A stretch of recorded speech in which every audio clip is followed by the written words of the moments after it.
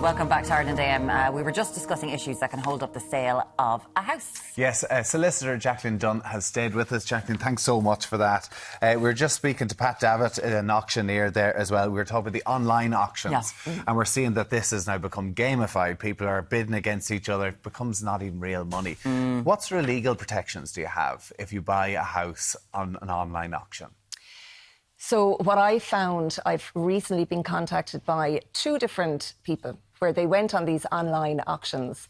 They had gone to their bank, they had gotten approval in principle, so they knew how much money they had to bid. So in fairness to them, they did their due diligence.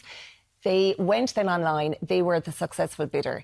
Now, this is very different to where you go to an auctioneer and you place your bid, because from when you pay your booking deposit to an auctioneer that way, to getting into binding contracts, your solicitor can check the title deeds, you can get your engineer out to inspect it. But in these two particular cases, they didn't do their due diligence, didn't pick up the phone to their solicitor. All they had gotten was their approval in principle, went online, were the successful bidders. And when you are the successful bidder, you instantly get into a legally binding contract and you pay your 10% of your deposit. Even if they hadn't seen the house or had engineers? Well, now, have a look sometimes at they it? may have seen the house, but in these two particular cases, they then picked up the phone to the solicitor. The solicitor, in a way, got the title deeds in then and the loan offer. And when a solicitor gets a loan offer, in the pack, they get a thing called an undertaking. So as a solicitor, I have to give an undertaking to the bank to say, I've reviewed the title deeds. I'm 100% happy that you're getting good, marketable title. Because the bank wants to make sure that if they ever need to repossess the house, they'll have no issues reselling it. But in this case, these two cases, the solicitor said, hang on, I've looked at the title. The title is not all there. There's massive issues here. I can't give that undertaking to the bank. So now, even though they had gotten the approval in principle, because the solicitor wouldn't give the undertaking, the bank wouldn't give the money. But they were stuck in this legally binding contract. And they've lost the So now they've lost their 10% deposit. They lost the deposit? They'd lose their 10% deposit, yeah. Now, I don't know what's after happening at this stage. The solicitors for normally with these bidex online, it's normally a bank that's selling. It's a repossession. So who'd have the 10% deposit is the bank solicitors would be holding it. But if it falls through, it goes to the bank then, that 10% deposit. Yeah. Wow. That's a major crazy. problem, that people think this is like the gaming online. Let's just chance it. Let's go and... So let's talk about the things that happen. So sale agreed in this country doesn't mean anything. It's not legally binding, right? You've gone sale agreed, grand, you've paid your deposit. So then someone has to go off and you have to get your engineer's report. You know, you might get your QS in. And if the sale falls through, say you're a buyer, that money's gone, right? No.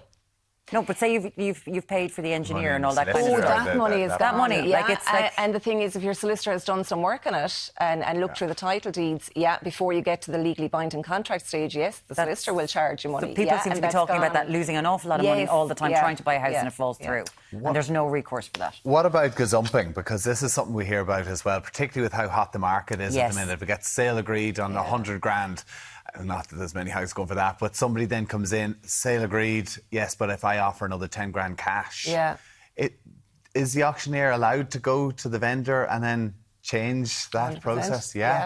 So when you go sale agreed, you're the purchaser, you pay a booking deposit, it's called. So it's normally 5,000 or 10,000 to the auctioneer. That is a totally refundable deposit. So until you get to the stage where you and the vendor have executed the contracts and have exchanged them, so now both parties have contracts signed, and there could be a 5-week period between you paying your booking deposit to the auctioneer and that stage.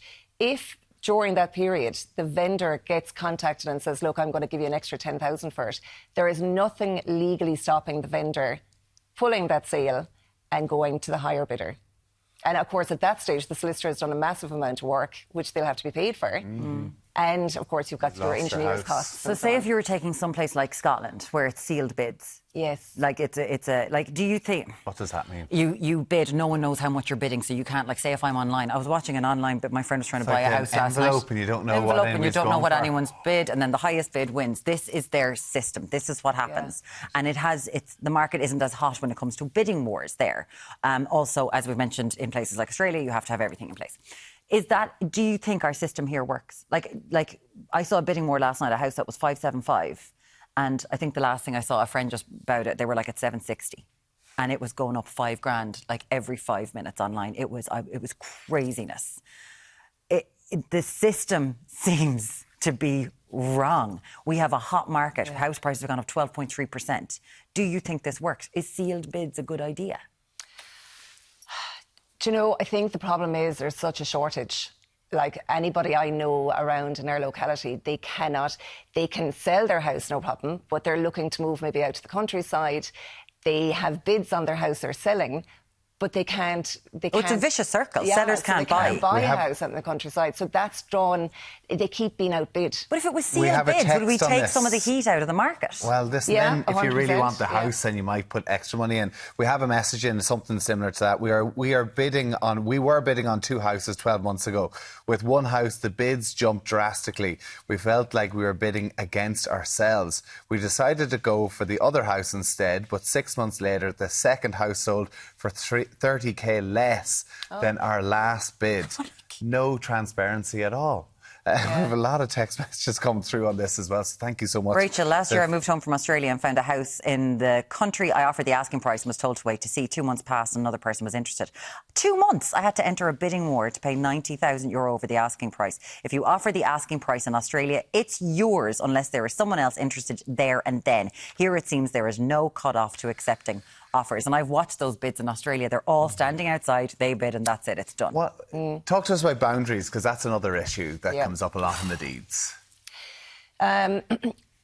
So remember I was telling you about 2 different types of title. You have a registry of deeds, but you've got the lovely land registry title. Okay. So now actually when I'm selling a property, I can nearly see before an engineer will tell me that there's a boundary issue. So if you go into landdirect.ie, you search with your air code, it will actually bring you up your boundaries. You will be able to see the boundaries of your property. And because the maps were digitised, they see the boundaries on the ground. So your red line is your land registry boundary, and that should be sitting lovely on the little grey line, which is the boundary on the ground. So I will be able to see if that red line is not sitting on the grey line, I know straight away there's a boundary issue. So before we'd even issue contracts, I'll be able to get onto the engineer to say, look, we need to do up a deed rectification. So what you do is you get the engineer to mark that little sliver of ground that is at issue. We do up a deed rectification. We have to contact the next door neighbour to say, will you sign this deed rectification to just rectify the boundaries? It tends not to be an issue unless, of course, the neighbour's title is Registry of Deeds title, or if the neighbour is Jacqueline, would you come back? Yeah. Where can people find you online? Dunne Solicitors on Facebook and thejourney.ie on Instagram. Jacqueline Dunne, thank you so much for coming and talking to us. We will be revisiting this again. And just to let you know, always make sure to seek out any legal advice for specific issues that you are experiencing. 0896 111 111. Let us know your thoughts on everything. We'll see you after this break. Shortly.